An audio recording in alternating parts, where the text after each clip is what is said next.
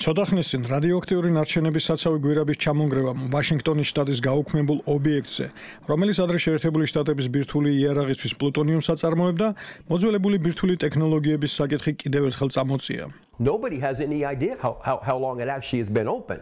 არავინ იცის სინამდვილეში რამდენი ხნის განმავლობაში იყო ღია, როდესაც ისინი ამბობენ, რომ იქიდან არაფერი გამოჟონილა, ეს უბრალო უაზრობაა.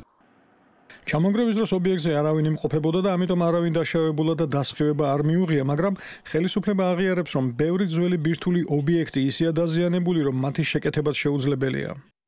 ვაპირებთ წავიდეთ და შევისწავლოთ ეს რატომ მოხდა და მომავალში ასეთი რამ თავიდან როგორ ავიცილოთ, მაგრამ უფრო დიდი საკითხი, რომელიც თქვენ წამოწიეთ, არის ის, თუ მემკვიდრეობით მიღებულ ნარჩენებს რა მოუხერხოთ.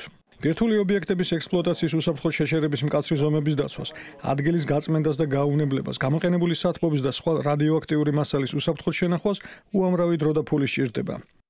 იტალიაში მთავრობის მიერ 4 ატომური ელექტროსადგურის დახურვის გადაწყვეტილების მიღებიდან 35 წლის შემდეგ კარელიანოს ბირთვულ ობიექტზე ეს სამუშაო ჯერ ისევ გრძელდება.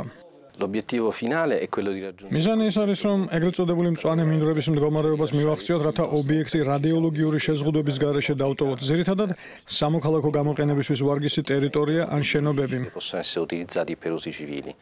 ჩინაში ახალ უფრო უსაფრთხო თაობის ბირთვულ ელექტროსადგურებს ქვეყანაში ჰაერის დაბინძურების უზარმაზარი პრობლემის გადაჭრის საუკეთესო გზად განიხილავენ. ცოტა ხნის წინ პეკინში გამართულ ბირთვულ გამოფენაზე ელექტროენერგიის ჩინური და საერთაშორისო კომპანიები ერთმანეთს უკანასკნელი ტექნოლოგიური მიღწევების ჩვენებით ეჯიბრებოდნენ. გამონაბოლქვის შემცირების საკითხში დიდი წნეხის ქვეშ ვართ და საუკეთესო გამოსავალი სუფთა ენერგიის წყაროების შემუშავებაა. ამ კონტექსტში ბირთვულ ენერგიას, როგორც ერთ-ერთ მთავარ სუფთა ენერგიას, საკუთარი უპირატესობა გააჩნია.